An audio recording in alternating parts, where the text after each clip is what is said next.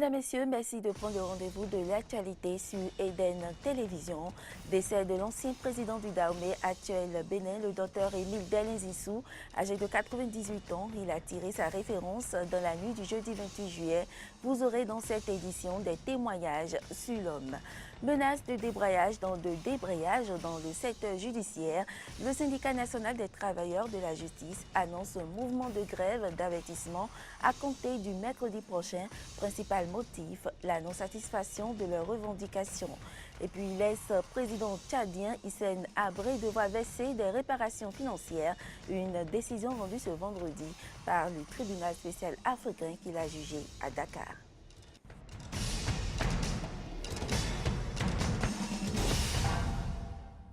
Bienvenue à toutes et à tous. Le Bénin est en deuil. L'ancien président de la République, Émile Delin Zissou, est décédé ce 28 juillet dans sa 98e année. L'homme part en laissant une profonde marque dans l'histoire du Bénin. Nous allons retrouver son portrait que nous propose Polycarp Judicaël Aïdinou au cours de cette édition. Et à peine le décès de l'ancien président du Dahomey, devenu Bénin, a-t-il été annoncé que des réactions se font déjà recenser. Georges Bada, ancien député et actuel maire de la commune d'Abomey-Calavi, parle de la perte que représente pour le Bénin la disparition d'Émile Delin Zissou. Je vous propose de l'écouter. Nul n'ignore qui est le président Émile Delin Zissou. Ce que je peux dire, c'est que la terre lui soit légère et que les Béninois s'inspirent de sa bravoure, de son courage, de sa témérité, de son endurance. Parce que 98 ans, ce n'est pas donné à tout le monde. Le Bénin, c'est vrai, a perdu un président, mais on dit toujours que c'est de la mort que vient la vie. Que la terre lui soit légère. Les professionnels des médias, eux aussi, rendent hommage à l'ancien président Émile Delin Zissou. Ils sont au micro de Fréjus Serlan et Fréjus Fiossi. D'abord, nous venons de perdre un baobab. Le Bénin a perdu un grand homme. Et Zissou, si je dois parler de Zissou, Zissou a appris aux Béninois de payer leurs impôts. Et depuis qu'il a instauré cette histoire, c'est resté jusqu'à ce jour. Le Béninois sait qu'il doit payer l'impôt. Et ça lui a coûté cher. Je me rappelle, lors de la Révolution, il était obligé de fuir le pays. Et il est revenu lors de la conférence nationale. Et lors de la conférence nationale, il a joué encore un grand rôle. Parce qu'il faisait partie de ceux qui ont mis sur pied le Haut Conseil de la République en son temps. Moi, je ne peux que présenter à toute sa famille les condoléances les plus attristées et que l'illustre se repose en paix. C'est un grand homme, mais vous savez, ce qui a un peu terni son image, c'est 77, lors du débarquement des mercenaires. Sinon, c'est un nationaliste. Mais c'est quelqu'un, il est rigoureux, c'est quelqu'un de la rigueur. Il n'aime pas qu'on triche avec sa conscience. Vous voyez, quand il est venu au pouvoir en 68 et débarqué en 69 par les militaires, les gens disent qu'il est trop rigoureux. C'est à cause de sa rigueur qu'il n'a pas pu rester au-delà de 69. C'est quelqu'un qui, à sa manière, a marqué l'histoire politique du Bénin. On peut l'aimer comme on peut ne pas l'aimer. Mais toujours est-il que si nous considérons l'homme pour ce qu'il a été pour le Bénin, c'est quelqu'un dont il faut regretter le départ. Que son âme repose en paix. Émile Delin Zissou a passé son temps. Il a vécu, comme on peut le dire. Il a vraiment vécu. Au regard de son âge, au regard de tout ce qu'il a eu à faire dans le pays, au regard de toute l'affection que le peuple béninois lui porte et porte à sa famille, je pense qu'il a fait son temps et je remercie le Seigneur pour ce départ. Il ne l'a pas quitté précocement, il n'a pas quitté pendant que nous étions en trouble. Il a attendu que le moment de trouble passe et que nous tendions vers un anniversaire glorieux pour nous quitter. C'est tout un symbole pour moi. Et je voudrais dire pour finir que, comme l'a dit un auteur, je vais citer Elisabeth Kubler-Ross, la mort est un nouveau soleil. Je souhaite vraiment que ce nouveau soleil luise à jamais sur son âme et sur sa famille et qu'il repose en paix.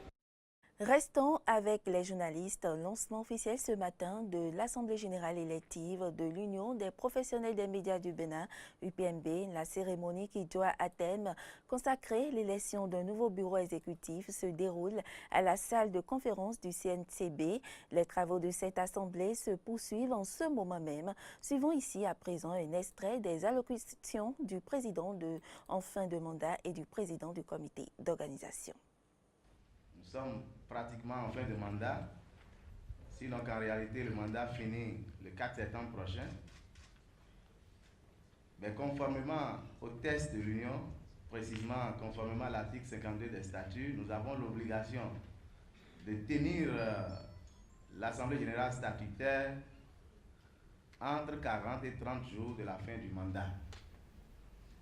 Le bureau exécutif de l'Union s'est réuni et a choisi de respecter les tests. C'est ainsi que nous avons proposé cette date. Et Dieu merci, la date n'a pas connu de flottement. Nous sommes ici massivement pour représenter les provinces des médias du nord au sud, de l'est à l'ouest. Nous sommes donc ici pour, dans un premier temps, faire le bilan de ce que nous avons accompli à la tête de l'Union ces 3 dernières années. Nous sommes également là pour procéder au renouvellement des instances dirigeantes de l'Union. Selon les tests fondamentaux, au terme de chaque mandature de 3 ans, une nouvelle Assemblée générale a lieu pour renouveler le bureau et les autres organes. Mais avant cette rencontre, notre comité d'organisation a été mandaté. Il a, entre autres, en charge de superviser les inscriptions, d'appuyer la liste des congressistes, de transmettre les documents, les divers documents de travail, puis de mettre en place la logistique pour vous accueillir et pour vous permettre de débattre ici dans les conditions les plus optimales. Chers congressistes, militantes et militants de l'UPMB, vous aviez dû constater, durant l'exécution de notre mission, que tout n'a pas été parfait. Je n'en veux pour preuve le retard d'1 semaine pour vous transmettre les documents, en violation de nos dispositions statutaires. Au nom de tout le comité d'organisation, nous vous présentons toutes nos excuses pour ces manquements. La nouvelle universitaire définie au Conseil des ministres du mercredi 27 juillet 2016 était au menu d'un point de presse conjoint animé par les ministres de l'Enseignement supérieur et celui de la Justice. C'est le ministère de l'Enseignement supérieur qui a servi de cadre à cette séance d'explication de la décision du gouvernement. Les 22 centres universitaires seront réorganisés et regroupés autour de 4 grandes nouvelles universités. 2 grandes universités plurithématiques, à savoir l'université d'Abomey-Calavi et l'université de Parakou. 2 grandes universités thématiques, à savoir l'université des sciences, technologie, ingénierie et mathématiques d'Abomey et l'Université nationale d'agriculture de Porto-Novo. Ainsi se présente la nouvelle configuration de la carte universitaire du Bénin. Et pour permettre à l'opinion publique de mieux appréhender cette décision du Conseil des ministres, les ministres Odile Atanasso de l'enseignement supérieur et Joseph Diogbenou de la justice ont donné rendez-vous à la presse ce vendredi au ministère de l'enseignement supérieur. Après l'état des lieux et toute l'analyse diagnostique, nous avons fait le tour de toutes les universités. Nous avons recueilli toutes les informations sur le corps administratif et professoral. Nous avons fait l'état de lieu de toutes les infrastructures, les équipements, tout ce qui concerne la vie des étudiants et la vie des enseignants. Nous avons constaté, après toute cette analyse, qu'il y a un saupoudrage. Il y a beaucoup de fonds qui ont été dépensés. Il y a une dispersion des ressources, ce qui ne permet pas de résoudre le problème de massification des étudiants et de la qualité de l'éducation, surtout au niveau du supérieur. Après toutes ces analyses, on s'est dit qu'il serait plus opportun, plus judicieux et plus rationnel de restructurer la carte universitaire pour en avoir un nombre plus limité, pour pouvoir investir de façon efficace dans ces universités restructurées de manière à apporter une bonne formation à la population béninoise, surtout que nous sommes au niveau de l'université. L'objectif de ce point de presse est d'exposer les mobiles qui sous-tendent cette nouvelle configuration des universités publiques au Bénin. Présent à ce rendez-vous d'explication, Maître Joseph Djogbenou a renchéri l'argumentaire de sa collègue du gouvernement. La première motivation, vous l'avez souligné, Madame la Ministre, elle est liée à la qualité. La qualité de l'enseignement. La deuxième motivation, bien entendu, c'est l'élévation du taux d'employabilité des jeunes qui sortent de nos universités. La question est bien de savoir si nous poursuivons dans cette direction, est-ce que nous aurons des jeunes diplômés, mais des jeunes diplômés destinés à la consommation sur le terrain de l'emploi? La réponse, bien entendu, elle est négative. La troisième motivation, c'est l'unité nationale. L'école, l'université sont le nid, le lit de l'unité nationale. La rationalisation des dépenses de l'État, la résolution des problèmes inhérents à l'insuffisance d'enseignants qualifiés, des matériels didactiques et la sauvegarde du tissu social renforcent davantage le gouvernement de la rupture dans sa décision. Les 9 représentants de l'Assemblée nationale au sein du COS-LEPI sont connus depuis ce jeudi par 67 voix pour, 0 contre et 1 abstention. La liste unique composée des députés issus de la majorité parlementaire et de l'opposition a été votée. Il a été également question au cours de cette plénière des journées de la démocratie parlementaire. Les précisions, c'est avec Peggy Ludovic Dagba et Denis Marouya. Par son leadership conciliateur, Maître Adrien Rungweji a réussi à lever le blocus qui empêchait jusque-là l'Assemblée nationale de désigner ses représentants au sein du Conseil d'orientation et de supervision de la LEPI, COS-LEPI. Il a convaincu l'honorable Augustin Arovo-Ebla de retirer sa candidature. Depuis ce matin, et avec l'arrivée du président Adrien Rungweji, le groupe parlementaire s'est réuni. Au nom de la cohésion recherchée entre les collègues députés de l'Assemblée nationale, le président de l'Assemblée nationale a discuté et obtenu du groupe parlementaire PRD le retrait de sa candidature à un second siège au profit du groupe parlementaire UN, à charge de réciprocité au moment du renouvellement du mandat de membre du COS-LEPI. L'opération de vote pouvait désormais être enclenchée, et ce, sous la férule du deuxième vice-président de l'Assemblée nationale, et à l'honorable Robert Guillan de révéler les secrets du vote au terme de l'opération. Ce jour, jeudi 28 juillet 2016, nous venons de désigner les représentants de notre institution devant siéger au sein du Conseil d'orientation et de supervision, COS. En ce qui concerne les commissions communales d'actualisation CCA, les échanges se poursuivent.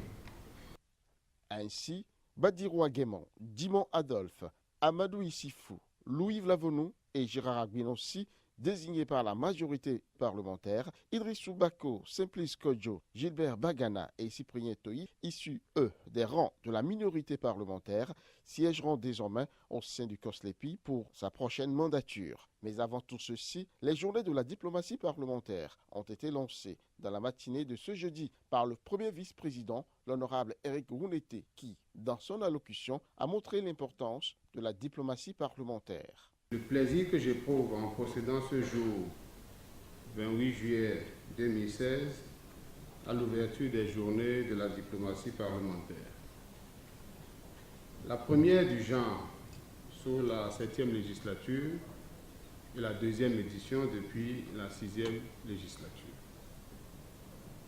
À maintes reprises, le Parlement a exprimé le besoin de l'organisation des présentes journées, surtout à l'occasion de l'examen du rapport d'activité du président de l'Assemblée nationale. C'est donc une opportunité qui nous permettra, sans nul doute, de passer au peigne fin les actions que nous avons engagées au plan international afin d'en déceler les forces et les faiblesses et d'en définir de nouvelles perspectives. Suivra ensuite la présentation des parlements étrangers auxquels prend part le Bénin. Il s'agit entre autres du Parlement panafricain, du Parlement de la CEDEAO et du Comité interparlementaire de l'UEMOA. Les journées de la diplomatie parlementaire se poursuivent ce vendredi. Vous l'aviez suivi sur notre antenne, l'intervention de Maître Adrien Humbedi à la tribune des Nations Unies. Le président de l'Assemblée nationale avait en effet mis en évidence l'importance de la collaboration entre l'ONU et les parlements nationaux. Revenu de New York, il nous a parlé davantage des raisons de sa présence à l'ONU. On l'écoute. Il nous a paru important d'assister à cette réunion parce que c'était une évaluation de 3 secteurs d'intervention importants. Le secteur femmes, le secteur genre, c'est-à-dire le rôle que les femmes doivent jouer désormais dans la bonne gouvernance, dans la démocratie et dans le développement. Et le rôle que les jeunes doivent également y jouer, car la majorité de l'humanité est composée de jeunes. Et il était bon d'y aller pour porter la voix du Bénin. Nous avons aussi voulu y aller parce que c'était une occasion pour nous de dire notre approche des problèmes qui préoccupent actuellement la société, en particulier le problème du terrorisme. Nous avons remarqué que les législations de nos différents pays s'ignorent en matière de lutte contre le terrorisme. Nous avons pensé que la tribune des Nations Unies était une bonne tribune pour plaider en faveur de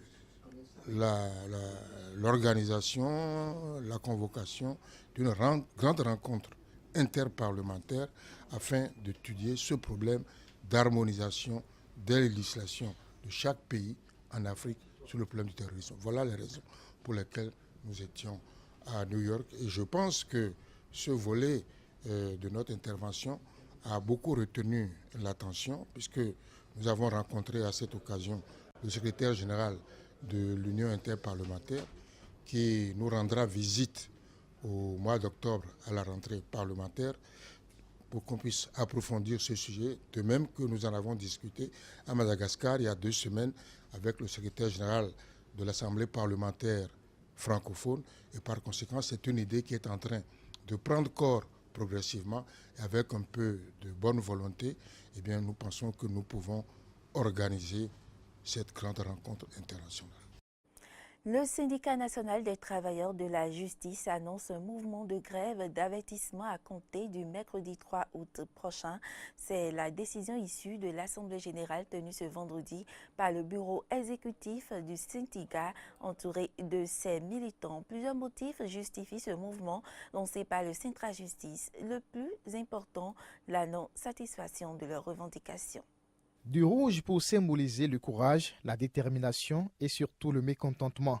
Le syndicat national des travailleurs de la justice, Centra Justice, rompt le silence 3 mois après l'avènement du gouvernement de la rupture. Pour ces travailleurs, la période de grâce accordée à Patrice Talon et surtout à leur ministre de tutelle Joseph Djobénou a atteint ses limites. Ainsi, ils disent non aux irrégularités, aux injustices, aux dysfonctionnements et fustigent surtout la gestion unilatérale du ministre Djobénou.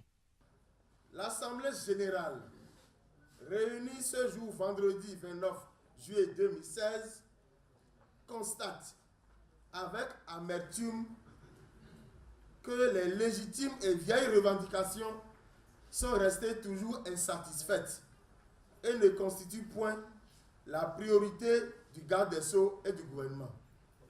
Les différents problèmes auxquels sont confrontés les agents du ministère de la Justice ont été passés au peigne fin. L'état des lieux dans les sous-sections de la maison justice, à savoir les juridictions, la chancellerie et les centres de sauvegarde, a été également exposé et la situation non moins reluisante pousse le secrétaire général de la centrale syndicale des travailleurs du Bénin, Paul Essay-Iko, à encourager et à soutenir le Centra Justice dans sa lutte pour la revendication totale de ses revendications. Nous demandons à Djobénou de bien tourner nos revendications jusqu'à les satisfaire immédiatement. Si d'ici mercredi, votre statut particulier n'est pas sorti, je me désengage, je vous lâche et vous devez continuer les luttes par tous les moyens que vous voulez. Paul Essay-Iko et les responsables du Centra Justice ont également saisi l'occasion pour dénoncer la répression policière de la dernière marche des étudiants. Puisque Toboula a sorti les armements qu'on n'a jamais sortis encore dans ce pays pour les pauvres enfants. Des camions, 2 gros camions noirs, âgés d'eau chaude et piquante. Voilà ce qu'il a fait. Et il se gose et il dit qu'il a bien agi et que nous allons subir les rigueurs. Si on vient et qu'on met le pied dans le plat comme ça, eh bien, c'est cette autorité-là qui subit la rigueur du peuple. Ensemble, les syndicats disent donc non à ces scènes qu'ils pensaient ne plus revivre avec l'avènement de la rupture. Face à ces constats et dérives, et surtout pour l'amélioration de leurs conditions de travail, les agents de la maison justice lancent une grève d'avertissement de 48 heures. Après avoir délibéré, les bureaux exécutifs nationaux du Centra Justice et du Centra MCRI invitent tout le personnel des cours et tribunaux, des directions techniques et centrales du ministère de la Justice et de la législation à un arrêt collectif de travail de 48 heures en guise d'avertissement à compter du mercredi 3 août 2016 à 0h au jeudi 4 août 2016 à minuit pour exiger l'adoption de l'avant-projet de décret portant statut particulier des corps des personnels des services judiciaires. Ce mouvement déclenché par le Centra Justice n'est qu'un avant-goût et pourrait être durci si le gouvernement ne tient pas compte de leurs revendications. Je l'annonçais en début d'édition, l'ancien président de la République, Émile Derlin Zissou, n'est plus. Son décès est survenu dans la nuit de ce jeudi 28 juillet. Dans sa 98e année, l'homme part en laissant une profonde marque dans l'histoire du Bénin. Je vous propose ici de suivre son portrait réalisé par Polycarp Judicaël Aïdjinou et bien dit par Fréjus Servan. 28 juillet 2016, 23h30. Dans le silence bruyant de la ville de Cotonou, un homme vient de tirer sa révérence, Émile Derlin Zissou. L'ancien président de la République du Dahomey, devenu bénérant ainsi l'âme à l'âge de 98 ans, après avoir profondément marqué l'histoire d'un pays où il accède aux plus hautes fonctions en 1968. L'armée a organisé en mai 1968 une élection présidentielle à laquelle ont participé un certain nombre de candidats, à l'exception des anciens leaders, c'est-à-dire Hubert Maga, Akwiti et Ahomadebe. On est donc allé chercher un homme neutre, loin du Dahomey de l'époque, à Brazzaville, au Congo. c'était le docteur Adjoumouni.